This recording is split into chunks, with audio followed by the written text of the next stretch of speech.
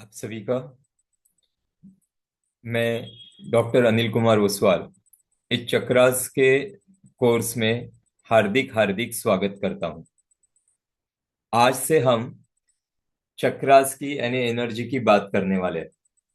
आप सभी से इस चक्रा के क्लासेस में मेरी रिक्वेस्ट रहेगी कि आप सभी को अपने अपने वीडियोस स्क्रीन ऑन रखना है कि जिससे आपकी एनर्जी हील होती रहे, आपका गुरु तत्व अच्छा होता रहेगा और उसकी वजह से आपके अंदर से हीलिंग होती रहेगी। क्लियर है?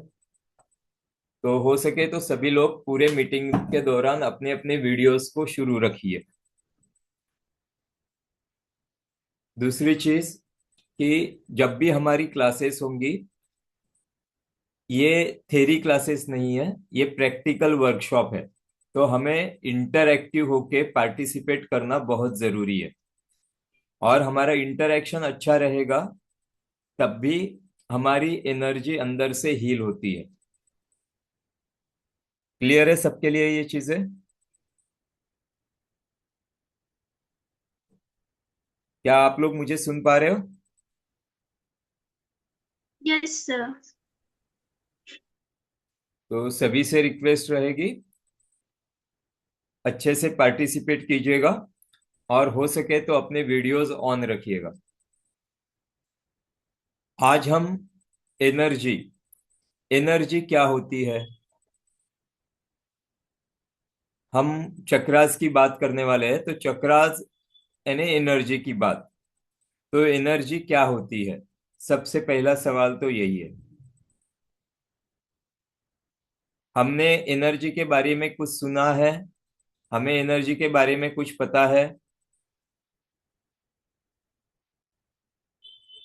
हमें कुछ आइडियाज है एनर्जी के बारे में? नो। ठीक है। आप अपने डेली यूज में कहाँ कहाँ एनर्जी इस शब्द का उपयोग करते हो?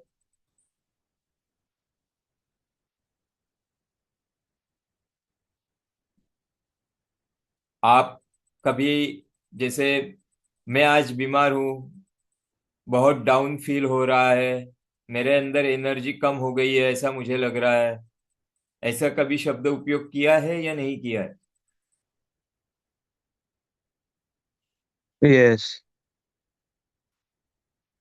तो एनर्जी, ये जो पूरा ब्रह्मांड है, ये कहीं ना कहीं एनर्जी से ही बना हुआ है और पूरे ब्रह्मांड में सब कुछ जो चल रहा है वो एनर्जी के ऊपर चल रहा है। हमारा जीवन भी एनर्जी के ऊपर है। जैसे हमारा शरीर है, इस शरीर में जब तक एनर्जी है तब तक हम जिंदा है। जब इस शरीर से एनर्जी निकल जाए तो हमारा शरीर क्या है? मृत है। क्लियर है? डेड बॉडी की जैसा है। क्लियर हो रही है बात? तो एनर्जी के हमारे बेसिक सिद्धांत जो हमने भौतिक शास्त्र में पढ़े थे, क्या हमें वो याद है? हमने 8वीं से 10वीं कक्षा में जब साइंस पढ़ा था तब हमने ऊर्जा के बारे में, एनर्जी के बारे में कुछ चीजें, सिद्धांत पढ़े थे। उसमें से सबसे पहला सिद्धांत जो है एनर्जी का, वो यही है कि एनर्जी कभी भी क्रिएट नहीं कर सकते, ना ही उसे खत्म कर सकते। एनर्जी कभी भी क्रिएट नहीं होती, ना डिस्ट्रॉय होती है। क्लियर है ये बात सभी के लिए? यस। दूसरी चीज थी, वो ये थी कि एनर्जी एक फॉर्म से दूसरे फॉर्म में ट्रांसफर होती है। तो जब भी हमें अलग अलग फॉर्म में ऊर्जा लगती रहती है तो हम एक फॉर्म की ऊर्जा को दूसरे फॉर्म में कन्वर्ट कर देते हैं। क्लियर हो रहा है? यस। अब हम समझेंगे एनर्जी के अलग अलग फॉर्म्स क्या क्या हो सकते हैं? आपके पास कौन कौन से फॉर्म में एनर्जी आते रहती है जाते रहती है? ये आपको, आपने क्या क्या ऑब्जर्व किया अपने सराउंडिंग्स में? कौन बता सकता है? आपके सराउंडिंग में आपको कहाँ कहाँ से एनर्जी मिलती है आपके सराउंडिंग में से, और कैसे मिलती है? कौन एक्सप्लेन कर सकता है इन बातों को? फिजिकल भी हो सकती है, मेंटल भी हो सकती है एंड स्पिरिचुअल भी हो सकती है। देखो, एनर्जी मेंटल, फिजिकल या स्पिरिचुअल नहीं होती। एनर्जी के अलग अलग जैसे फॉर्म्स होते हैं, जैसे आपके घर में बिजली आ रही है, हम्म। तो ये भी एक सर, एनर्जी का फॉर्म है। ये क्लियर है? तार सर, जी। 8 घंटे, 8 घंटे कब उठा? अब देख लो कि मैग्नेटिक फील्ड है। हाँ, तो ये भी क्या है? फॉर्म ऑफ एनर्जी है। उसके बाद हम देखते हैं कि हमारा खाना कैसे पकता है किचन में।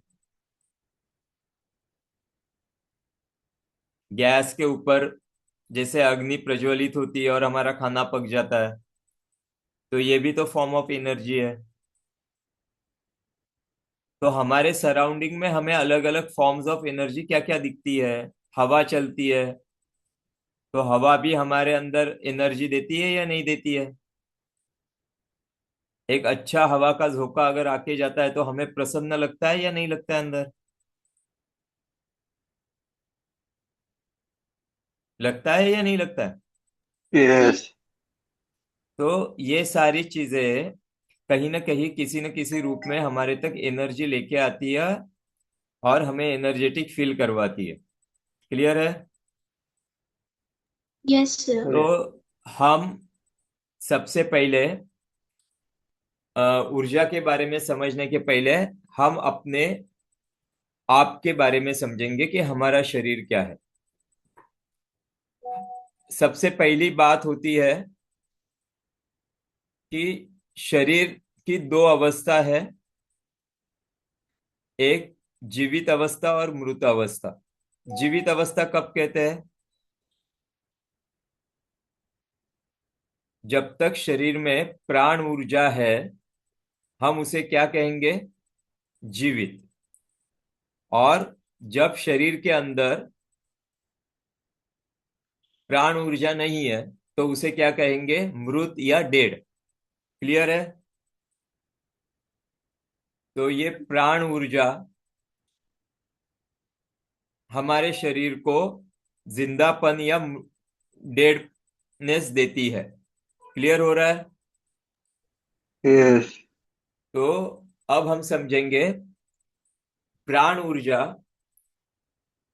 हमें हमारे शरीर में, जिसे कोई वाइटल फोर्स कहते हैं, कोई लाइफ फोर्स कहते हैं, हम उसे प्राण ऊर्जा कहेंगे। और ये प्राण ऊर्जा हमारे शरीर में सुचारू रूप से चलने के लिए हमारे शरीर में कुछ सेंटर्स बने हुए हैं कि जहां से एनर्जी का संतुलन होता है। हम सभी ने देखा है कि हमारे घर में जो इलेक्ट्रिसिटी आती है, वो इलेक्ट्रिसिटी हमारे यहाँ कैसे आती है? पूरे गांव का या मोहल्ले के बाहर एक ट्रांसफार्मर होता है, और उस ट्रांसफार्मर में एक सर्टन अमाउंट की बिजली आती है। वो वहां पे उसकी ग्रोथ करवा के पूरे मोहल्ले में बांट देते हैं। तो ट्रांसफार्मर क्या हो गया? एक मीडिएटर सेंटर बन गया कि जहां पे एक जगह से ऊर्जा आती है और वहां से पूरे मोहल्ले के लिए अलग अलग जगहों पे ऊर्जा को बांटा जाता है। उसके अलावा क्या होते हैं? ऐसे 10-15 ट्रांसफार्मर गांव में बैठे होते हैं, और इन सब का एक हेड क्वार्टर होता है, जहां पे कहीं बाहर के बड़े सेंटर से वहां पे ऊर्जा लाई जाती है, जिसे हम ग्रिड सेंटर कहते हैं। क्लियर है? तो एक सबसे बड़ा सेंटर, उसके बाद कुछ ग्रिड सेंटर्स, उसके बाद अनेक छोटे मोटे सेंटर्स, और फिर हमारे घर का अपना एक पर्सनल सेंटर। इस तरीके से हमारे इलेक्ट्रिसिटी का डिस्ट्रीब्यूशन होते रहता है। आपके मोबाइल फोन चलते हैं, ये मोबाइल फोन किसके ऊपर चलते हैं?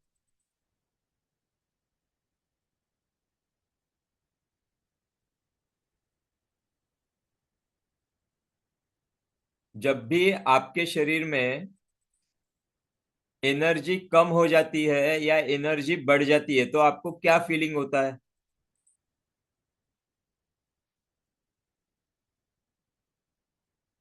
अगर आपकी एनर्जी डाउन हो जाती है, बीपी लो हो जाता है, एनर्जी डाउन हो जाती है बुखार विखार आने के बाद, या कभी कभार बहुत एक्साइट हो जाते हो, एनर्जी बहुत बूस्ट हो जाती है, बहुत हाई लेवल पे एनर्जी चली जाती है, तब क्या होता है? जब बहुत ज्यादा गुस्सा आता है तो क्या होता है? बॉडी में क्या चीजें महसूस होती है?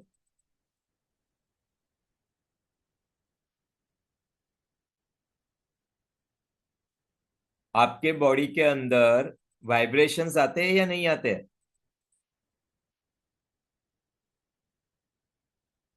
अगर जब भी हमारी बहुत ज्यादा एनर्जी डाउन होती है या बहुत ज्यादा एनर्जी अप हो जाती है, गुस्सा विस्सा आ जाता है, बहुत एक्साइटेड होते हैं, तो हमारे अंदर वाइब्रेशंस महसूस होते हैं। हमारे मोबाइल फोन भी वैसे ही वाइब्रेशंस पे चलते हैं। तो ये मोबाइल के अंदर की फ्रीक्वेंसी है, हमारे बॉडी के अंदर की फ्रीक्वेंसी है, ये कहीं ना कहीं इलेक्ट्रोमैग्नेटिक फील्ड पे चलती है। One form of energy. अग्नि क्या है? वन फॉर्म ऑफ एनर्जी, जो जो हमारे घर की कुकिंग गैस है। ऐसे अलग अलग फॉर्म ऑफ एनर्जीज हमारे सराउंडिंग्स में है। और वैसे ही हमारे शरीर के अंदर जो प्राण ऊर्जा है, ये भी एक फॉर्म ऑफ एनर्जी है। हम सांसें लेते हैं, ये भी एक फॉर्म ऑफ एनर्जी है, क्योंकि वो सांस हमें ऑक्सीजन देती है, और उस ऑक्सीजन से हमारी सेल्स के अंदर बहुत सारे काम चलते हैं। क्लियर हो रहा है? Yes sir. एनर्जी की कंसेप्ट क्लियर हो रही है? क्योंकि देखो, हमें पहले एनर्जी को जब तक नहीं समझेंगे ना, तो हम चक्रास के बारे में कुछ नहीं समझ पाएंगे। तो बेसिक कंसेप्ट जब तक हमारे क्लियर्स नहीं होंगे, तब तक हमें चक्रा का डिटेल नॉलेज नहीं आएगा। तो एनर्जी, जो अलग अलग फॉर्म्स की एनर्जी जो आती है, और इन एनर्जी के माध्यम से, उनकी फ्रीक्वेंसी के से हमें उस एनर्जी के साथ कनेक्टिविटी मिलती है। क्लियर हो रहा है? देखो, मैंने जब भी आपका मोबाइल नंबर डायल किया है, तो आप ही को फोन लगता है, जबकि 1 करोड़ के ऊपर फोन है। लेकिन मेरे मोबाइल के अंदर से कोई भी वायर या कोई भी चीज आपके मोबाइल से कनेक्ट नहीं है क्या कनेक्ट? नहीं सर। लेकिन एनर्जी इलेक्ट्रोमैग्नेटिक फील्ड में कन्वर्ट होती है, साउंड वेव्स में कन्वर्ट होके वो आपके फोन तक पहुंच जाती है। समझ में आ रहा है? जी। तो ये क्या है? मल्टीपल फॉर्म्स ऑफ एनर्जी हमें यहाँ पे देखने को मिलती है। पहले जैसे ही मैंने नंबर डायल किया, आपके फोन के अंदर इलेक्ट्रोमैग्नेटिक फील्ड जनरेट होता है, वो साउंड वेव्स तैयार करता है, और वो साउंड वेव्स की एक अलग फ्रीक्वेंसी तैयार हो जाती है, जो आपके नंबर के साथ कनेक्ट है कोडिंग होके। और वो बराबर आपके फोन को लोकेट करके आपके फोन की घंटी बजा देता है। फ्रैक्शन ऑफ मिनट के अंदर ये काम हो जाता है, फ्रैक्शन ऑफ सेकंड में। होता है या नहीं होता है? यस। तो एनर्जी को अगर हम संतुलित रखेंगे और अच्छे से उसका इस्तेमाल करेंगे, तो हमारे लिए जीवन में बहुत काम हम अपने आप को बहुत ऊंचाइयों पर लेके जा सकते हैं, और उसकी मदद से हम अपने जीवन को बहुत अच्छा अर्थ दे सकते हैं। यहां तक बात क्लियर हो रही है सबके लिए? यस। यस तो सर। सबसे पहले हम एक नॉर्मल लाइफ क्या होती है वो समझेंगे। आपको स्लाइड पे दिख रहा है 5 फॉर्म्स ऑफ लाइफ। जनरली कोई भी इंसान अपने जीवन काल में 5 तरह का आयुष्य को जीता है, लाइफ को जीता है। कौन कौन सी 5 तरह की लाइफ जीता है, कोई बता सकता है?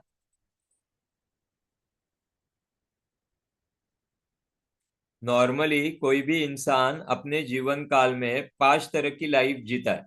कौन कौन से तरह की 5 लाइफ होती है?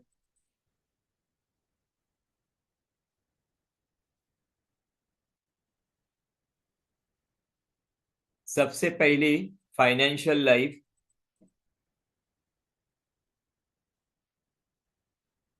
फाइनेंशियल लाइफ यानी क्या हो गया? पैसों से रिलेशन।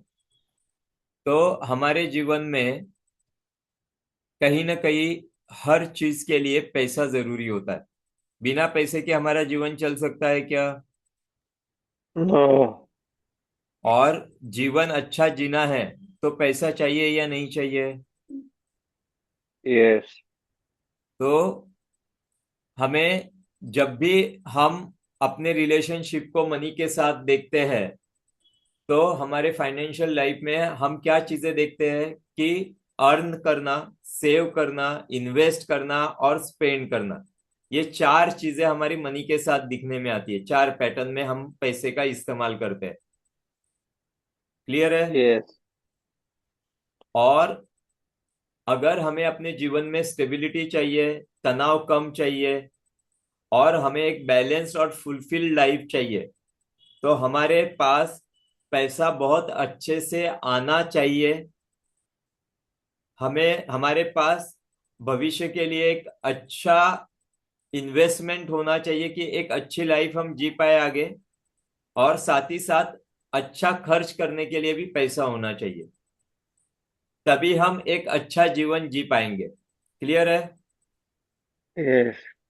तो क्या आप सभी लोग अपने जीवन में फाइनेंशियल लाइफ में, क्या आपका फाइनेंशियल लाइफ आज के तारीख में सिक्योर्ड है, या उसमें आपको महसूस होती है कुछ दिक्कतें?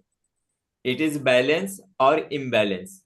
क्योंकि मुझे चक्रास करवाने के पहले आपके लाइफ में कहाँ कहाँ प्रॉब्लम्स है, कौन सा लाइफ आपका डिस्टर्ब है, इसका नॉलेज आपको होना बहुत जरूरी है। इसीलिए हम पहले चर्चा कर रहे हैं हमारे प्रॉब्लम्स के ऊपर। क्लियर है? क्लियर है? यस तो सर। यस। क्या आपका फाइनेंशियल लाइफ बहुत अच्छा है, या उसमें कुछ प्रॉब्लम्स है, बैलेंस और इम्बैलेंस? क्या कहोगे आप? इम्बैलेंस। इम्बैलेंस। ठीक। तो जैसे हमारी पहला जो लाइफ है वो है फाइनेंशियल लाइफ, जो काफी लोगों महसूस करते हैं कि वो इम्बैलेंस है। कुछ स्मॉल टिप्स है जिनसे हम इस लाइफ को काफी अच्छे से बैलेंस कर सकते हैं और एक फाइनेंशियल ग्रोथ अपने लाइफ में दे सकते हैं। वो क्या क्या चीजें हो सकती है? तो सबसे पहले है बजटिंग। जितना हम अर्न कर रहे हैं उसका 70% अमाउंट ही हम खर्च करें, और फ्यूचर के लिए कुछ अच्छे अमाउंट, 30% अमाउंट हम सेव कर सके, कि जिससे भविष्य में आने वाली प्रॉब्लम्स के लिए हमारे पास अच्छा धन हो, और उसे प्रॉपर जगह पे इन्वेस्ट करें, मल्टीप्लाइड करें, कि जिससे हमारे जीवन में एक नई दिशा और नई ऊर्जा प्राप्त हो। क्लियर है? फाइनेंशियल मैनेजमेंट कैसे होगा? यस। उसके बाद दूसरी चीज है हेल्थ और फिजिकल लाइफ। अब हमारे पास भगवान ने दिया हुआ एक सुंदर शरीर है, लेकिन इस शरीर को जो हमें फ्रीली गिफ्ट है, क्या हम अपने शरीर का पूरा ध्यान रखते हैं? क्या उसे नहीं। जो भी रिक्वायर्ड है, न्यूट्रिशन, एक्सरसाइज एंड रेस्ट, क्या ये सारी चीजें हम प्रॉपरली देते हैं? नो। क्या हम उसे बैलेंस रखने के लिए, हैप्पी रखने के लिए जो भी चीजें करनी चाहिए, उसकी प्रॉपर केयर टेकिंग कर पाते हैं? नो। तो अब ये चीजें हमारे हाथ में है या नहीं है? यस। यस। न्यूट्रिशियस खाना खाना, प्रॉपर एक्सरसाइज करना और रेस्ट लेना, ये सारी चीजें हमारे हाथ में है या नहीं है? यस। लेकिन तब भी हम कर नहीं पाते। क्यों नहीं कर पाते हैं?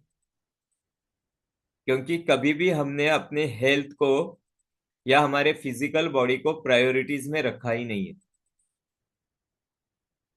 क्लियर है? यस। तो हमारे हेल्थ और फिजिकल लाइफ को अगर हमें बैलेंस रखना है, तो हमें अपने जीवन में बैलेंस डाइट लेना सीखना होगा, जो rich of vegetables and fruits रहेगा। रॉ में जितना भी चीजें हम रॉ खाएंगे ज्यादा से ज्यादा, उतना हमारे लिए बढ़िया होगा। प्रोसेस फूड, कुकड फूड हमें कम से कम खाने में इस्तेमाल करना है। रॉ मतलब कच्चा ना? हाँ, रॉ मतलब कच्चे। जितनी कच्चे फॉर्म में हम चीजें खा सकते हैं, उतना हमारी लाइफ तंदुरुस्त रहेगी। उसके बाद सेकंड चीज जो जरूरी है, रेगुलर फिजिकल एक्टिविटी। अगर 24 घंटे हमारे पास दिन में है, क्या हम रोजाना आधा पौना घंटा हमारे शरीर के लिए कुछ अच्छी एक्सरसाइज वगैरह कर सकते हैं या नहीं कर सकते हैं? यस। और तीसरी चीज, एडिक्वेट रेस्ट। तो एडिक्वेट रेस्ट कब मिलेगी? तो रोजाना 6 घंटे की अच्छी नींद हमें लेनी लेनी है। क्लियर है? यस। अब सबसे बड़ी बात बताता हूं मैं। आज के तारीख में हम सभी लोग, और हम आजकल एक न्यूज सबसे बड़ी सुनते हैं, एट द एज ऑफ 40 हमारे सोसाइटी के कई लोगों को हार्ट अटैक आ चुका है। आया है या नहीं आया है? यस। कई सारे यंग लड़के लड़कियों को आजकल डायबिटीज मिलती है। थायराइड, पीसीओडी जैसी बीमारियां कॉमन हो चुकी है। हर घर में आज इसके मरीज पाए जाते हैं। तो ये क्यों हो रहा है? क्या वजह है इसकी? सिंपल एक वजह है, हम हमारे शरीर को चलाते नहीं हैं। हमारा शरीर रोज कम से कम 5,000 कदम चलना अति आवश्यक है। क्या हम रोजाना 5,000 कदम चलते हैं? नो। 5,000 स्टेप्स क्या हम चलते हैं? अगर नो। नहीं, तो हम कहीं ना कहीं अपने बॉडी के साथ, हमारे फिजिकल लाइफ के साथ प्रॉब्लम क्रिएट कर रहे हैं। क्लियर है ये बात? यस। तो आज ये क्यों मैं समझा रहा हूं, क्योंकि अगर हमें चक्रा बैलेंस करना है, तो सबसे पहले जरूरी है हमारे लाइफ को बैलेंस करना सीखना। छोटी छोटी आदतें हमारी जो गलत है उनको सुधारना, तभी हमारे चक्रास बैलेंस में होंगे। हमारे चक्रा इम्बैलेंस क्यों है? क्योंकि हमारी लाइफ की आदतें गलत है, इम्बैलेंस है। तो पहले हमारे पांचों तरह की लाइफ को हम बैलेंस करेंगे, तभी हमारे चक्रा बैलेंसिंग करके हमारा लाइफ टाइम तक चीजें अच्छी होंगी। क्लियर है? यस। तीसरी जो लाइफ होती है वो है रिलेशनशिप लाइफ।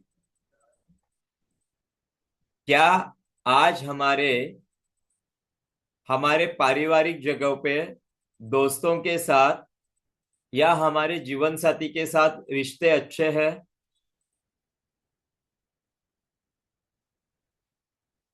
क्या हमारे रिश्तों में वो मिठास है?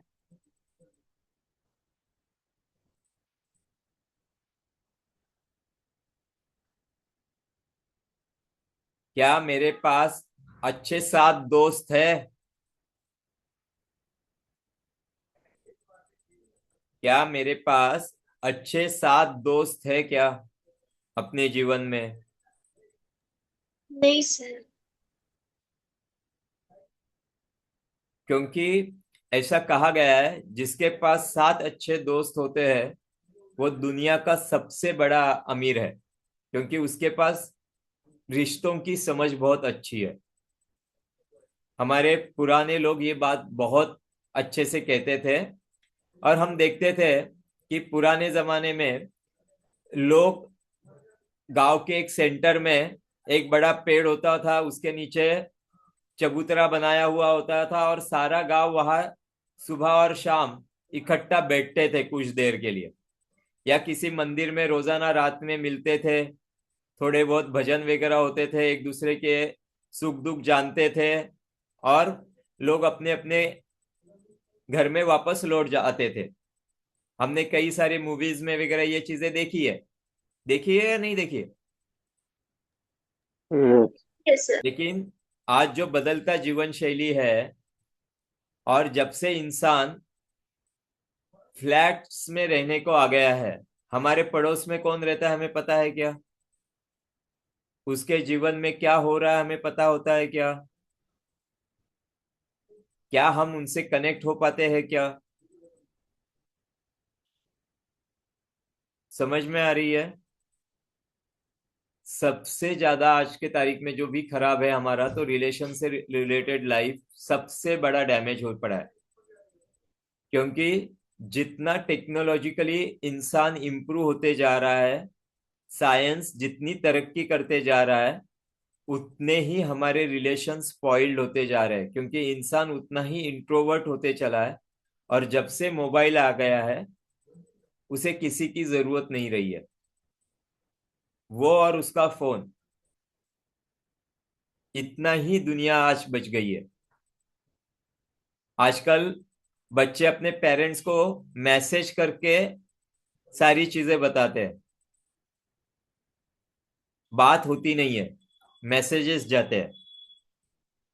है या नहीं है ये बात? तो कहीं ना कहीं हमें अपने भविष्य में बैलेंसिंग चाहिए, क्योंकि रिलेशनशिप्स, हमारा ओपन कम्युनिकेशन ही हमारे इमोशनल वेलबींग के लिए सबसे महत्वपूर्ण रोल अदा करता है। क्लियर हो रहा है? अगर हमें इमोशनल वेलबींगनेस चाहिए, हमारे जीवन में स्थैर्य चाहिए, तो हमारे लिए सबसे बड़ी जरूरत है कि हमारा कम्युनिकेशन अच्छा रहे। और कम्युनिकेशन अच्छा रहने के लिए हमारा रिलेशनशिप लाइफ बहुत बढ़िया होना आवश्यक है। क्लियर है ये बात सबके लिए? क्या छोटी छोटी चीजें करेंगे कि जिससे हम अपने जीवन में रिलेशनशिप लाइफ को अच्छा कर सकते हैं? तो अपने आसपास के जितने भी लोग हैं इनके साथ अच्छे से कम्युनिकेट कीजिए, लोगों के साथ सहानुभूति को रखिए, अपनी रिलेशनशिप की मर्यादाओं को समझिए, और उन बाउंड्रीज के अंदर ही रहने का प्रयास कीजिए। ये कुछ की पॉइंट्स है। अगर हम इनको अपने जीवन में लाते हैं तो धीरे धीरे हमारे रिलेशनशिप को हम नर्चर कर पाएंगे, ग्रो कर पाएंगे, और कहीं ना कहीं उनको बढ़ाने शुरू कर देंगे। क्लियर है सभी के लिए ये चीज? यस। अब हम हमारी चौथी लाइफ है बिजनेस और करियर लाइफ। आज के तारीख में हम जितने भी लोग कहीं ना कहीं अपने अपने करियर से, बिजनेस से रिलेटेड काम कर रहे हैं या नहीं कर रहे? कुछ कर रहे होंगे, कुछ आने वाले होंगे भविष्य में। हाँ, आज स्टूडेंट्स है। आज सबसे ज्यादा दिक्कत अगर आदमी को कहीं पे है तो बढ़ता हुआ कंपटीशन कहीं ना कहीं बिजनेस और करियर लाइफ में बहुत सारी तकलीफें दे रहा है। और कहीं ना कहीं हमारे जीवन में जितनी स्किल्स और एबिलिटीज हमारी डेवलप होनी चाहिए थी, हमारे पर्सनल वैल्यूज डेवलप होने चाहिए थे, जीवन मूल्यों का जितना विकास होना चाहिए था वो हो नहीं पाया, क्योंकि हमारी अपब्रिंगिंग सोसाइटी में न होकर हमारे घरों में सेंट्रलाइज हो गई है। आज के बच्चे बाहर खेलने कूदने जाते ही नहीं है। स्कूल, स्कूल से घर, घर से ट्यूशन, ट्यूशन से फिर घर, और माँ बाप कहीं नीचे छोड़ते ही नहीं है, सोशलाइज होने ही नहीं देते। ज्यादा कुछ हो गया तो फोन लेके बैठ जाए। तो इन कारणों की वजह से कहीं ना कहीं उनके अंदर के स्किल्स डेवलप नहीं हो पा रहे, उनकी पर्सनल वैल्यूज डेवलप नहीं हो पा रही है, और कहीं ना कहीं भविष्य में ये करियर में बहुत बड़ी रुकावटें पैदा कर देती है। अगर मेरे अंदर कोऑपरेटिवनेस ही नहीं है तो क्या मैं मेरे टीम के साथ कोऑपरेटिवली लेके जा पाऊंगा चीजें क्या? अगर मैं एडजस्टमेंट करना ही नहीं सीखा हूं तो क्या मैं जीवन में, बिजनेस में एडजस्ट कर पाऊंगा क्या लोगों के साथ? आपको सबसे बड़ी बात बता देता हूं। आज के तारीख में 500 में से हर एक व्यक्ति के मन में सुसाइडल थॉट पर डे आते हैं। हर 500 में से एक व्यक्ति के मन में सुसाइडल थॉट्स आते हैं। और आज के तारीख में अगर हम भारत की कल्पना करें, जो सबसे बढ़िया सांस्कृतिक विरासत वाला देश है बाकी यूरोपियन कंट्रीज के मुकाबले, जहां सामाजिक जीवन बहुत बढ़िया है कंपेयर टू अदर कंट्रीज, लेकिन इस देश के अंदर भी जितनी भी मौतें हो रही है अलग अलग वजहों से, उसका अगर कंपैरिजन करें तो 300 में से एक मौत सुसाइड की वजह से हो रही है। और सुसाइडल डेथ होने के पीछे सबसे बड़ी वजह करियर फेल्यूरिटी है। क्लियर है ये बात? यस। तो आपके जीवन में इस लाइफ से रिलेटेड कोई इश्यू ना रहे, तो उसके लिए सबसे पहली बात समझ लिए, करियर में ग्रोथ आदमी की क्यों नहीं होती, क्या वजह होगी इसके पीछे।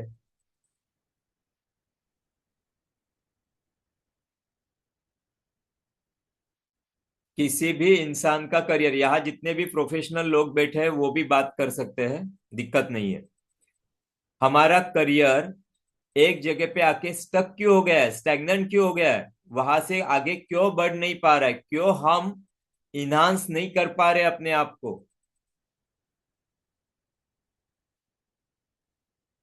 अगर आज ये वजह आपको पता चल जाएगी ना तो ये सबसे बड़ा वाव मोमेंट होगा आपके लिए।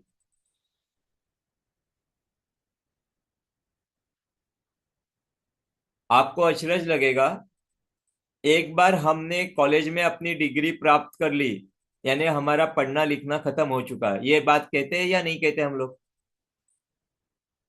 क्या हम अपने कंटिन्यूअस लर्निंग पे फोकस है? हम अपने पर्सनल ग्रोथ पे रोजाना ध्यान देते हैं? रोजाना हमारा अपडेशन हो करके कुछ समय देकर अपना अपडेशन करते रहते हैं क्या? क्लियर हो रही है बात?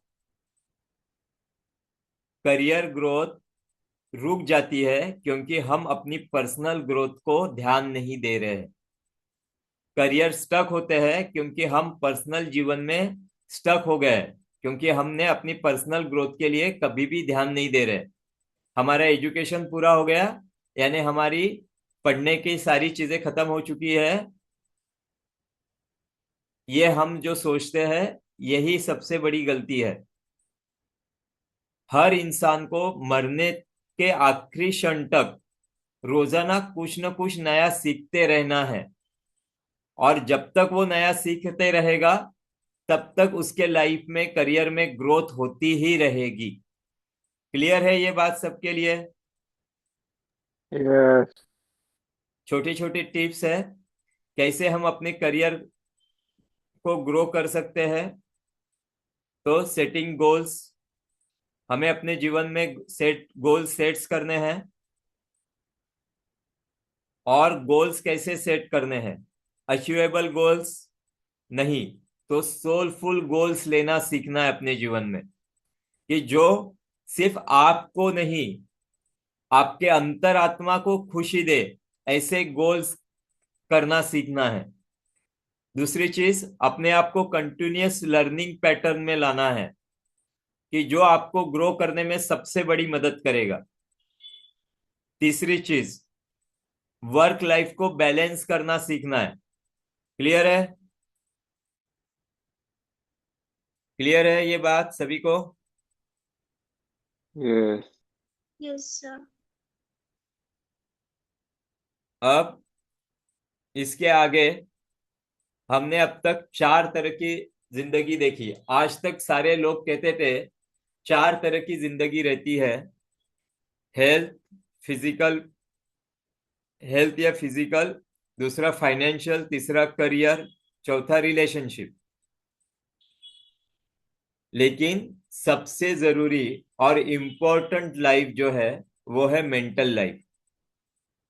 जितना हमारा शरीर स्वस्थ होना चाहिए उतना ही मन स्वस्थ होना चाहिए। इस बात से सभी एग्री है क्या? यस। मन स्वस्थ क्यों चाहिए? For piece. अगर हमें अपने जीवन में शांति का अनुभव करना है और सारे तरह का लाइफ का अगर संतुलन चाहिए, तो कहीं ना कहीं हमारी मेंटल लाइफ सबसे बड़ा रोल प्ले करती है। इन पांचों लाइफ में सबसे प्राइम और सबसे जरूरी लाइफ कौन सी होगी? तो मेंटल लाइफ, जो हमें अपने जीवन में क्लियरिटी देती है, इनर पीस देती है, और कहीं ना कहीं हमारे अंदर फुलफिलमेंट का एक एहसास देती है। क्लियर है? तो हमारी मेंटल लाइफ आज क्यों डिस्टर्ब है, इसके पीछे की सबसे बड़ी वजह क्या है? देखो, मैंने अपनी फिजिकल लाइफ में क्या चीज हमें आज दिक्कत में डाल रही है, तो इसके पीछे की वजह थी हमारा कम से कम चलना, है ना? यस। और मेंटल लाइफ हमारी डिस्टर्ब क्यों है?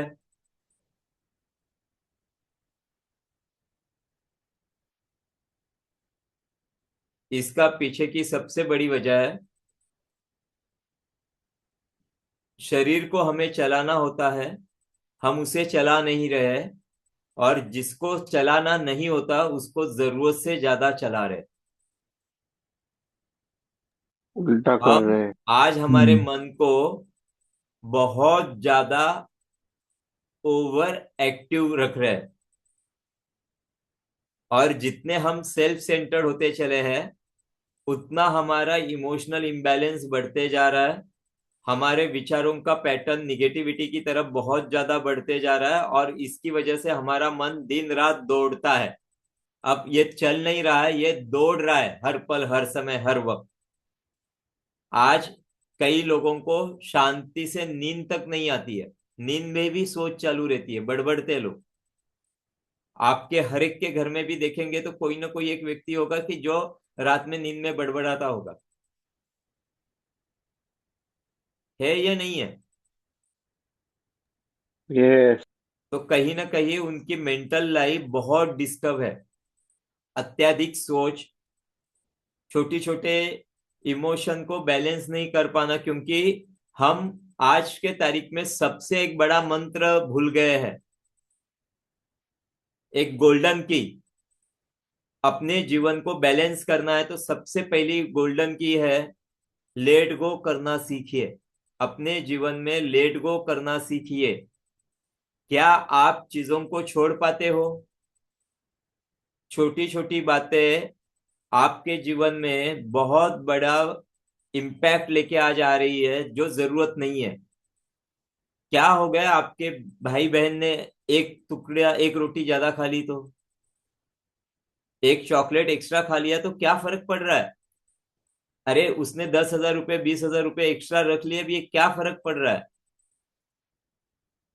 हमारा ही भाई है, हमारी ही बहन है। लेकिन आज छोटी छोटी बातों से लेके हम परेशान होते हैं। हम जितने सेल्फ सेंटर्ड होते जा रहे हैं, फैमिली सेंटर से छोड़ के, सोशल सेंट्रलाइजेशन से छोड़ के, उतनी दिक्कतें हमारे लिए बढ़ रही है। और वो कहीं ना कहीं हमारे मेंटल लाइफ को डिस्ट्रॉय कर रहा है, डिरेंज कर रहा है। क्लियर हो रहा है? तो कहीं ना कहीं इन सारी चीजों को हमें अपने जीवन में बदलना है, हमारे मेंटल लाइफ को अच्छा करना है। तो कहीं ना कहीं हमें अपने जीवन में माइंडफुलनेस को लाना पड़ेगा। माइंडफुलनेस क्या है? कौन एक्सप्लेन करेगा, बताओ। माइंडफुलनेस क्या होता है? माइंडफुलनेस का मतलब हमें प्रेजेंट में रहना है और आज का जीवन में खुश रहने की कोशिश करनी है, क्योंकि माइंडफुलनेस का मतलब ये नहीं कि हमें और ग्रीड नहीं होनी चाहिए किसी भी चीज की। तो जब हम आज प्रेजेंट में रहते हैं और हम ये देखते हैं कि हमें किसी से कंपैरिजन भी नहीं करना, तो माइंडफुल रहता है हमारा। मेरे हिसाब से तो मुझे ऐसे लग रहा है, वैसे सही हूँ कि नहीं पता नहीं। आज देखिए, क्लास फर्स्ट का बच्चा होता है।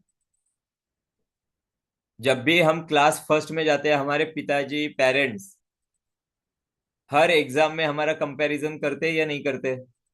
मार्क्स क्यों कम आए, 95 आए, तब भी क्या कहते हैं? तेरे से तो एक मार्क ज्यादा मिल गया ना पड़ोसी के बच्चे को, तेरे दोस्त को मार्क ज्यादा मिल गए। होता है या नहीं होता है? कंपैरिजन हर पल हर समय हम एक अपने आप को दूसरे से कंपेयर कर रहे हैं या नहीं कर रहे हैं? कर रहे हैं या नहीं कर रहे हैं? जी यस। सर। तो कहीं ना कहीं हम अपने जीवन से माइंडफुलनेस को भुला दे रहे हैं। क्लियर हो रहा है? हमें अपने आप से कंपेयर करना सीखना है, अपने आप को रोजाना एक स्टेप आगे बढ़ाते जाना है, अपने आप को एक स्टेप आगे ग्रो करते जाना है। हमारा कंपैरिजन हमारा खुद से होना चाहिए, ना कि दूसरे किसी से। और जब जब हमने अपने आप को दूसरों से कंपेयर करना शुरू कर दिया है, हमारे अंदर से माइंडफुलनेस खत्म होते जा रहा है। क्लियर है? दूसरी चीज है पॉजिटिव थिंकिंग। आजकल हमारे एटमॉस्फेयर में पॉजिटिव थिंकिंग आती ही नहीं है। क्यों नहीं आती है? क्योंकि वो वातावरण ही नहीं मिल रहा है। जितनी भी सीरियल्स, मोबाइल, जितनी भी फिल्में बन रही है, सराउंडिंग में जो कुछ भी चल रहा है, सारा निगेटिव पैटर्न अत्यधिक है। क्लियर है? तो वहां से अपने आप को बचाकर एक पॉजिटिव वातावरण में लेके जाना और पॉजिटिव सोच को हमेशा अपने साथ रखना, ये बहुत जरूरी है। और तीसरी चीज, इमोशनल रेगुलेशंस। अपने आप को हमेशा दोस्तों के साथ घिरा रखिए, अपने पारिवारिक लोगों के साथ रखिए, नेचर के साथ कनेक्ट रखिए, कि जिससे हमारा इमोशनल रेगुलेशन होते रहे और हम अपने अंदर की निगेटिव फीलिंग्स को, निगेटिव थॉट प्रोसेस को कहीं ना कहीं कम कर पाए। हमारे अंदर जो भी जख्म हो रहे हैं, इंजुरीज हो रही है, जो भी निगेटिविटी आ रही है, वो कहीं ना कहीं निकल जाए टाइम भी, और हम अपने इमोशन से फ्री हो जाए। आपको अचरज लगेगा, 2050 तक भारत का हर व्यक्ति डायबिटिक होगा, और इसके पीछे की सबसे बड़ी वजह होगी इमोशनल इरेगुलेशन। पीसीओडी, थायराइड, डायबिटीज, ये सारी इमोशनल इरेगुलेशन की वजह से होने वाली बीमारियां। आजकल बढ़ते हार्ट अटैक्स भी इसी की वजह है। क्लियर हो रही है सारी बातें? यस। हमने अपने पांचों तरह की लाइफ देखी है, और इन पांचों तरह के लाइफ को अगर हमें एक सिंपल चीज कहेंगे कि इनको अगर हमें बैलेंस करना है जीवन में, और अपने आप को जीवन में इम्प्रोवाइज करना है, तो कहीं ना कहीं हमें अपने जिंदगी में ग्रेटिट्यूड देना सीखना पड़ेगा। क्लियर है? तो बिल्कुल। आज हम सबसे पहले ग्रेटिट्यूड मेडिटेशन करेंगे, और उस ग्रेटिट्यूड मेडिटेशन के माध्यम से अपने लाइफ को हील करना शुरू करेंगे। आप सभी को मेडिटेशन के दौरान अपने अपने वीडियोस को ऑन रखना है।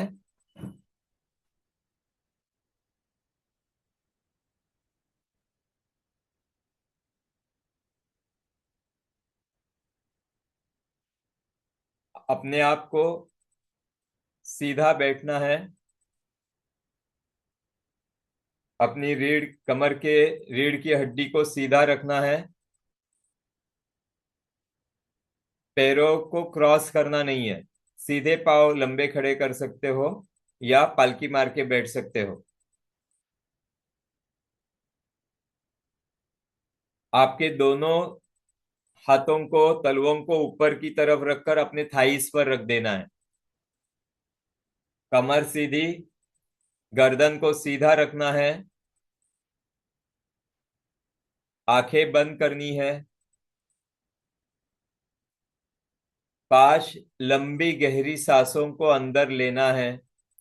सांस लेते वक्त धीमे धीमे धीमे गहरी सांस अंदर लेंगे, और गहरी सांस बाहर छोड़ेंगे।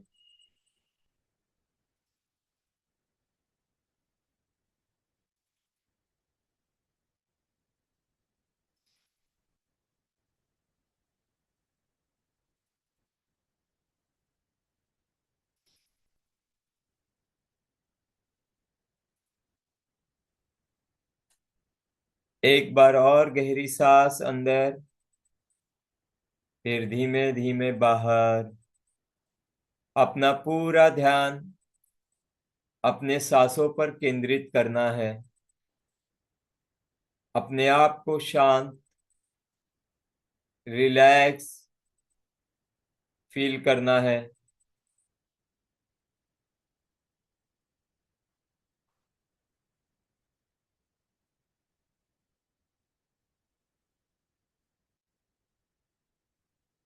मैं जहां पर भी बैठा हूं, मेरे सराउंडिंग में एक छोटा सा सर्कल बना है। लगभग मेरे शरीर से 1 मीटर की दूरी पर ये पूरा सर्कल बना है। इस सर्कल में मैं देख पा रहा हूं सबसे पहले मेरी माँ को, मेरी माँ जिसने मुझे जन्म दिया, जिसने 9 महीने अपने पेट में मुझे पाल पोस कर बड़ा किया, जिसने अपने खून की बूंद बूंद देकर मुझे अपने पेट में सींचा, और जन्म के बाद उसी खून का दूध बनाकर कहीं न कहीं 1 2 साल मेरा पेट भरा। वो माँ जिसने कभी मेरे बिना खाना नहीं खाया, वो माँ जिसने एक पल भी मेरी चिंता किए बिना अपनी चिंता की, वो माँ जिसने हर पल हर समय मेरे लिए समर्पित रही,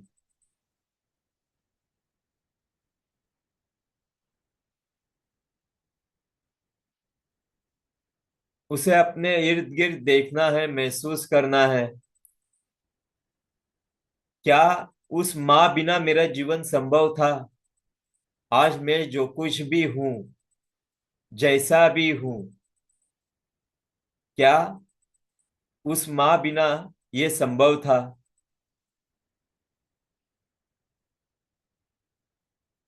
मन ही मन अपनी गलतियां महसूस होती होगी। बहुत कुछ गलत व्यवहार हमने अपनी माँ के साथ किए होंगे, जाने अनजाने। कभी भी उन्हें इम्पोर्टेंस नहीं दिया होगा, कभी भी उनको सोचा ही नहीं होगा उनके बारे में। बहुत कुछ उनसे कहना था लेकिन कभी बोल ही नहीं पाए होंगे। आओ, अपने दोनों हाथों से आज एक बड़ा हक दे अपनी माँ को, और उसे कहे thank you, thank you, thank you. I love you, I love you माँ, आई लव यू।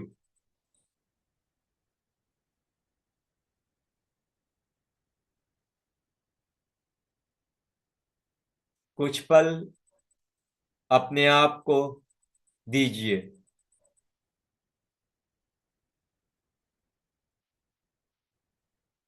बहुत कुछ मन में फील हो रहा है, उसे आने दीजिए, निकल जाने दीजिए।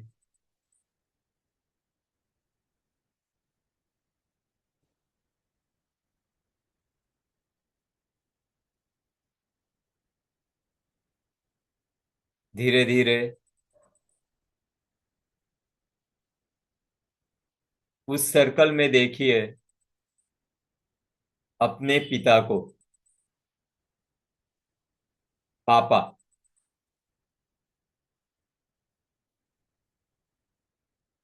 ये वो इंसान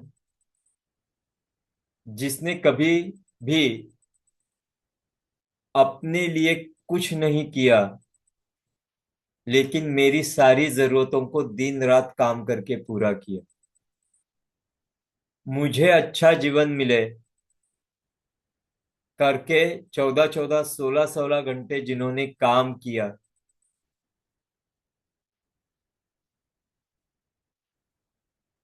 हमेशा अपनी तकलीफों को छुपा के रखाया, अपने लिए कभी भी कोई जरूरत की चीजें नहीं ली, लेकिन मेरी बेजरूरत की सारी चीजों को लाके देने का हमेशा प्रयास किया।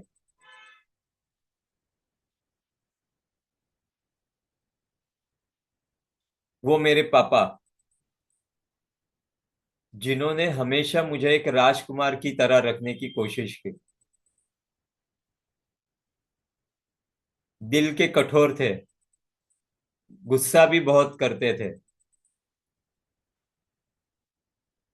लेकिन कहीं न कहीं वो सब कुछ था कि मेरा बेटा अच्छे संस्कारों में पड़े, कहीं उसके जीवन में कोई दुख तकलीफ ना आ पाए, इसलिए वो सारी बातें थी। लेकिन जीवन में कई बार हम उन्हें समझ ही नहीं पाए। हमेशा जब भी उन्हें जरूरत होती है, हम कभी भी उनके साथ नहीं रह पाए। जितना उनकी केयर करनी चाहिए थी या करनी है, वो कभी कर ही नहीं पाए। हमेशा उन्हें ग्रांटेड पकड़ते आए।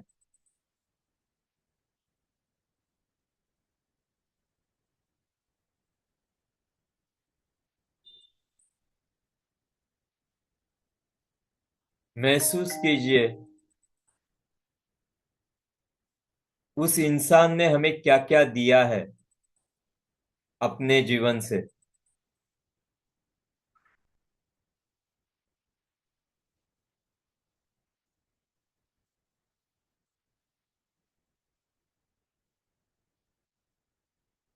आइए झुककर उन्हें प्रणाम करते हैं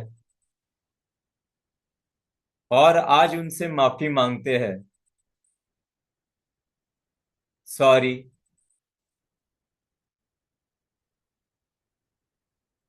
हर उस गलती के लिए जो जाने अनजाने में मैं कर बैठा हूं। थैंक यू आज मुझे इस लायक बनाने के लिए।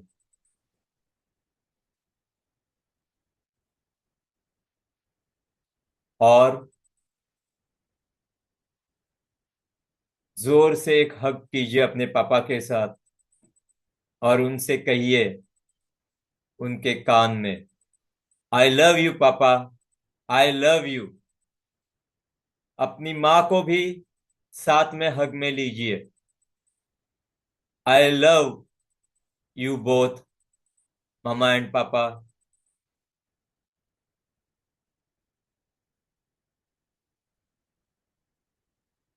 अब इस दायरे में अपने भाई बहनों को देखिए,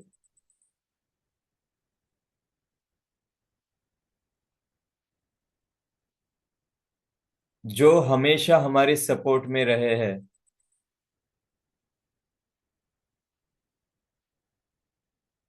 उन पर बचपन के वो सारी मस्तियाँ, खेल कूद, सब कुछ याद कीजिए। बचपन में एक चीज किसी को मिलती थी, सब मिल बांट कर खाते थे। मेरा भाई घर नहीं आता तब तक मैं चीज खाता नहीं था। जब तक उसे शेयर नहीं करूं कोई बात पेट में रहती नहीं थी।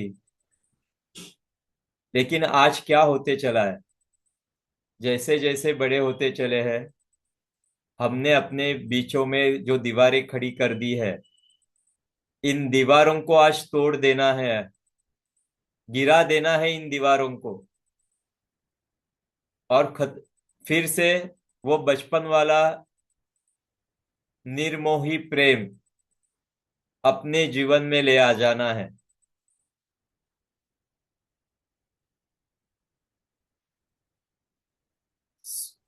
उनसे क्षमा याचना कीजिए। Sorry, thank you for supporting me. उन्हें एक प्यारा सा हक दीजिए।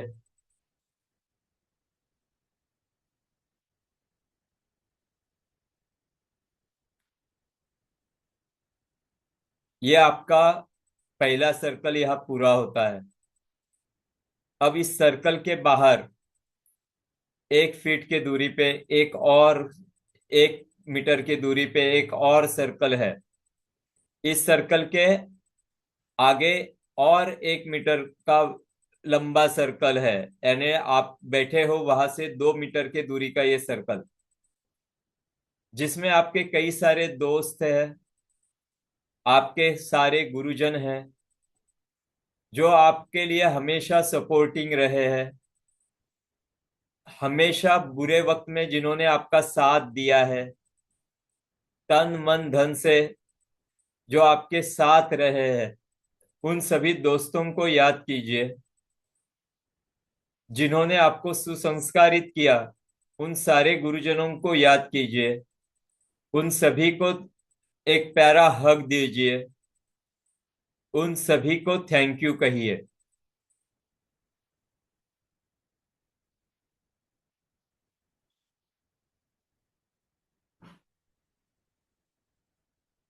यहाँ पे सारे लोग जो आपके 2 नंबर के सर्कल में है, उन सभी को देखिए। आपके सारे दोस्त, सारे गुरुजन, अगर आप बिजनेस में हो तो आपके बिजनेस के सारे सपोर्टर्स, अगर आप कहीं जॉब कर रहे हो तो जॉब में जो मदद करने वाले आपके सारे सहयोगी, ये सारे यहाँ पर है। ये बहुत बड़ा सर्कल है और यहाँ कई सारे लोग हैं। बचपन से लेकर अब तक कई सारे लोग वहां आए गए हैं। इन सारे लोगों को धन्यवाद कीजिए। Thank you, thank you, thank you everyone who supports me. किसी ने छोटा बड़ा कैसे भी सहयोग मुझे दिया हो, उन सभी का धन्यवाद करता हूँ।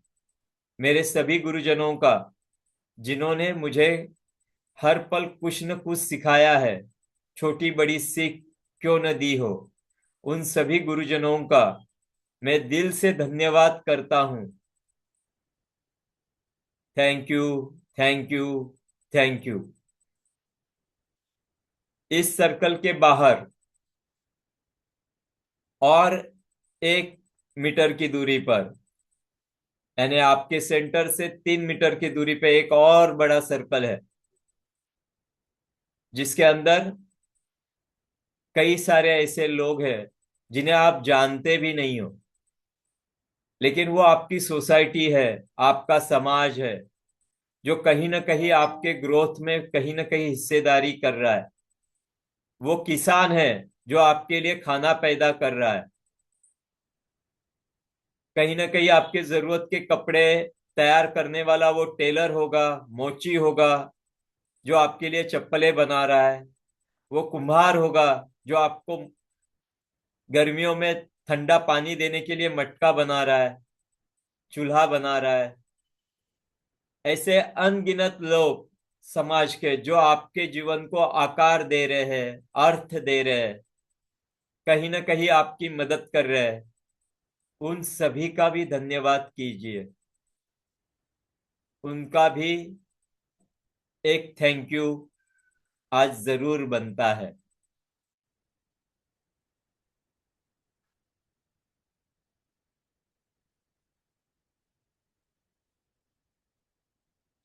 उसके बाद इसके बाहर और एक बड़ा सर्कल है। जो सर्कल है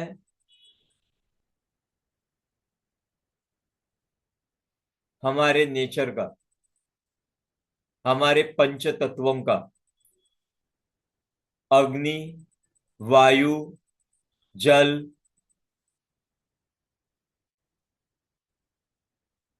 आकाश और पृथ्वी तत्व का, जो हमारे जीवन को सब कुछ दे रहे हैं बिना किसी अपेक्षा से।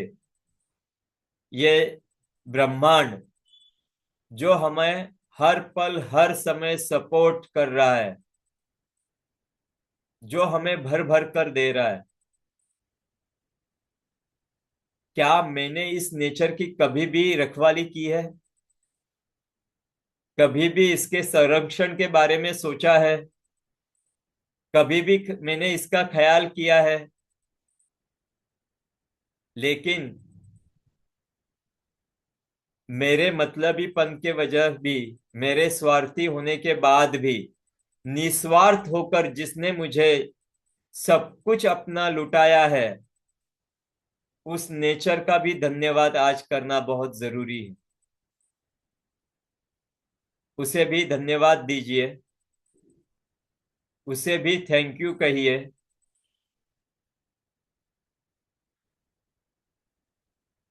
और सबसे लास्ट, इस ब्रह्मांडीय ऊर्जा का, जो ऊर्जा मेरे अंदर नित्य वास कर रही है और जो इस ब्रह्मांड के चारों ओर फैली है, उस ऊर्जा का मैं धन्यवाद करता हूं, जिसके वजह से मैं सब कुछ कर पा रहा हूं। तो हे ऊर्जा, कोटि कोटि धन्यवाद, कोटि कोटि धन्यवाद, कोटि कोटि धन्यवाद। अगले 1 मिनट अपने आप को शांत करेंगे, धीमी धीमी सांस लेते हुए अपने आप को पूरा शांत करते रिलैक्स फील करेंगे।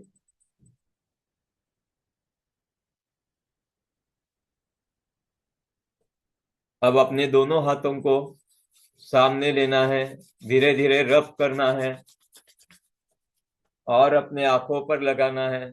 फिर धीमे धीमे आंखों को खोलना है और पूरे चेहरे पे हाथों को घुमाना।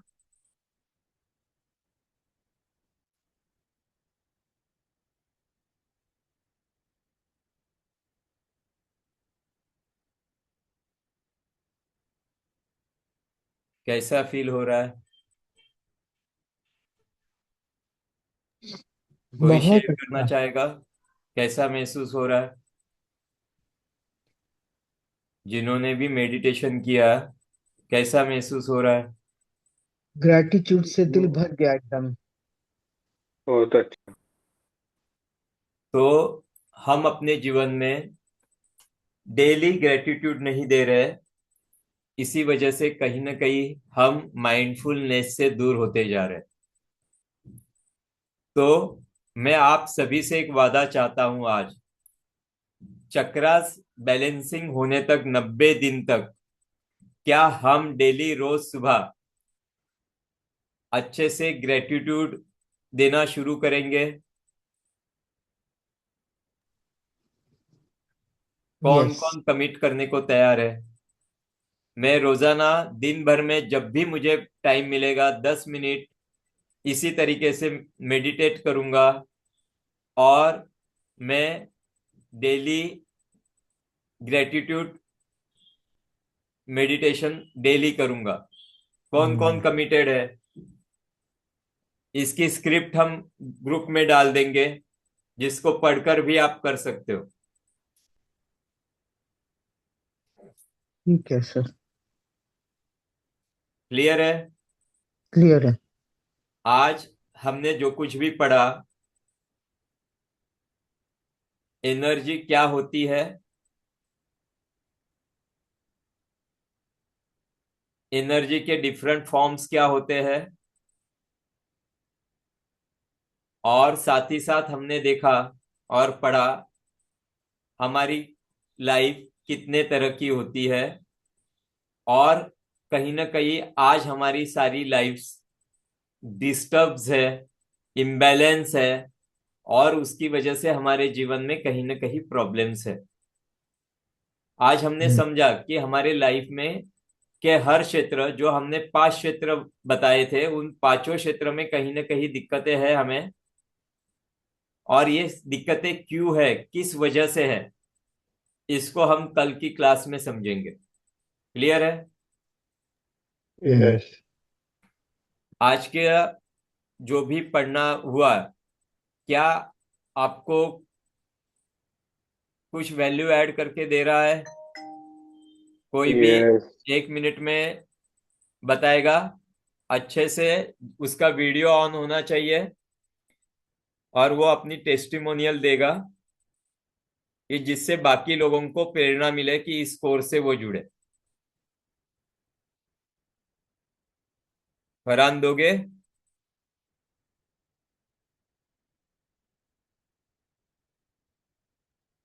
और कोई देना चाहेगा? मैं देना चाहूंगी। मैं उमा। मैं जब से आप लोगों से जुड़ी हूँ, बीएसआर सर से जुड़ी हूँ, इससे पहले मेरी तीनों तरह की लाइफ में बड़ी डिस्टरबेंस थी। फिजिकल, मेंटल, इमोशनल, स्पिरिचुअल, सब तरह से मैं करप्ट थी। बैंक करप्सी थी मेरे पास। मतलब ऐसे लगता था कि सब कुछ होते हुए भी मेरे पास कुछ नहीं है। लेकिन जैसे ही मैं ये ग्रेटिट्यूड का जब मेरी लाइफ में कमांडो ट्रेनिंग से भी आया, और जैसे आज अनिल सर ने कराया, तो उससे मुझे एक बहुत अच्छी तीनों तीनों तरह की जिंदगियों में मेरे बदलाव आना शुरू हो गया। कि मुझे लगा कि ये तो मेरे सिर्फ माइंडसेट की प्रॉब्लम थी। मुझे सब कुछ कम लग रहा था, मुझे रिलेशंस खराब लग रहे थे, मुझे मतलब हर तरह से मुझे नेगेटिव नेगेटिव सोच आती थी, जिसका कारण था कि मेरी हेल्थ पे असर आ रहा था। और जैसे ही मैं ग्रेटिट्यूड प्रैक्टिस करने लग गई, और आज भी जैसे सर ने कराया, तो क्योंकि हम लोग इंसान हैं, हम भूल जाते हैं, हमें भूलने की आदत है। और भूल जाते हैं कि हमें भगवान ने क्या क्या दिया हुआ है। हजार चीजें उसने दी हुई हैं, एक ही चीज शायद कमी होगी किसी की भी लाइफ में, या 99 ब्लेसिंग्स मेरे पास हैं, सिर्फ एक जो चीज कम है, मेरा ध्यान उस पे जाता है, और जिससे कि वो 99 जो ब्लेसिंग्स मुझे मिली हुई हैं वो मैं भूल जाती हूँ। तो जब मैं ये ग्रेटिट्यूड की मेडिटेशन करती हूँ, तो मुझे सब याद आता है कि मेरे पास 99 ब्लेसिंग्स हैं। जो एक नहीं है, वो तो उसके आगे बहुत तुच्छ है। तो उसके बारे में मैं क्यों सोच रही हूँ? तो मेरा जीवन और सोचने का तरीका बदला, जिससे कि मेरी सारी प्रॉब्लम्स धीरे धीरे सब दूर होने लग गई। और आज मेरे अंदर जो एनर्जी की बात कर रहे हैं, वो एनर्जी ब्लॉकेजेस सारी खत्म हो चुकी हैं। मैं बहुत लाइट फील करती हूँ। मेरे को सब कुछ अच्छा लगता है। मेरे रिलेशंस इतने अच्छे हो गए हैं, मैं मन से हल्की हो गई हूँ, और मैं हर वक्त एनर्जी से भरी रहती हूँ। Thank you very much. Thank you. और कोई बताना चाहेगा? फरहान?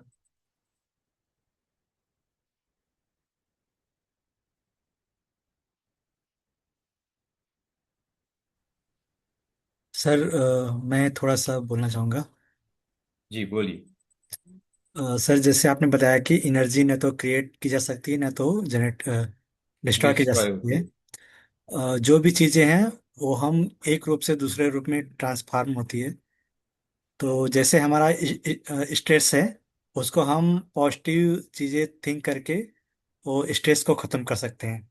यस। और मेन लर्निंग है कि हमारी लाइफ में अ, पांच तरह के लाइफ्स होते हैं जिन्हें हम जीते हैं: financial, health, relationship, career and mental life. अगर आपका मेंटल लाइफ अच्छा है तो आप हर सेगमेंट में आप अच्छा करोगे। यस। और जब हम ग्रेटिट्यूड करते हैं तो हमारे अंदर से निगेटिविटी निकल जाता है। यस। तो थैंक यू सर। ग्रेटिट्यूड ये सबसे आसान तरीका है हमारे जीवन से सारी नकारात्मकताओं को निकालने का। राइट और सर। इसीलिए कमिटमेंट चाहिए 90 डेज का, हम्म। कि डेली मैं ग्रेटिट्यूड प्रैक्टिस करूंगा, कि जिससे मेरे जीवन की सारी नकारात्मकता खत्म हो जाए। क्योंकि यस। 90 डेज क्यों? क्योंकि किसी भी हैबिट को परमानेंट फॉर्म होने के लिए हमें 90 डेज प्रैक्टिस करना बहुत अति आवश्यक होता है। हाँ। और इसीलिए 90 डेज इसकी प्रैक्टिस, मैंने 90 डेज का ही चक्रा का क्लास क्यों लेना है? यस। क्योंकि 90 डेज आपको पॉजिटिव एनर्जी में रखना है, कि हम्म। आपके हैबिट फॉर्मेशन वहां अच्छे हो जाए। और जो लोग मुझे दो बंदे मिले, लेकिन वो कमिटेड चाहिए, हम्म। कि अगर आप अपने जीवन में बदलाव चाहते हो, तो वो बदलाव तभी आएगा जब आप कमिट करना शुरू करोगे। अगर यस। आप आज कमिट नहीं कर रहे हो, तो कहीं ना कहीं आप अपने एनर्जी के साथ खिलवाड़ कर रहे हो, क्योंकि आप उसको इनवाइट कर ही नहीं रहे हो अपने अंदर कि वो आए और आपके अंदर एक ट्रांसफॉर्मेशन ले आए। यस क्लियर हो रहा है सबको? यस सर, तो थैंक यू। क्या आप कमिटेड हो सारे लोग डेली ग्रेटिट्यूड प्रैक्टिस देने के लिए, जर्नलिंग करने के लिए? क्योंकि 90 डेज का जो ट्रैक रिकॉर्ड बनेगा उसमें सबसे पहले होगा ग्रेटिट्यूड मेडिटेशन। और साथ ही साथ हमने आज जो भी देखा है हमारे लाइफ के प्रॉब्लम्स, हमें कल मैं बताऊंगा कि हमें क्या क्या करना है कि जिससे हमारी ये पांचों लाइफ जल्दी से इम्प्रोवाइज हो जाए। क्लियर है? सर मॉर्निंग कौन सा टाइम में रहता है सर ये? मॉर्निंग में हम प्रैक्टिस से शुरू करेंगे, कल के क्लास में हम डिसाइड करेंगे, क्योंकि आज का सेशन अभी खत्म हो जाएगा, 1-2 मिनट में क्लास खत्म हो जाएगी ये। तो कल हम डिसाइड कर लेंगे, कल सारे मैक्सिमम लोग जैसे क्लास ज्वाइन कर देंगे, तो कल हम डिसाइड कर लेंगे कि मॉर्निंग में हम सुबह 6, 6:30 के आसपास का एक समय लेना है। सबको कन्वीनियंट जो समय रहेगा उसके हिसाब से एक सुबह में हम डेली आधा पौना घंटा इसकी प्रैक्टिस से शुरू करेंगे। क्लियर है? Okay sir, okay, clear. ठीक है। और कोई? चलिए फिर यहाँ पर आज की हम क्लास को खत्म करते हैं। आपके अंदर के परमात्मा को कोटि कोटि नमन करते हुए मैं मेरे शब्दों को यहाँ पर विराम देता हूँ। धन्यवाद।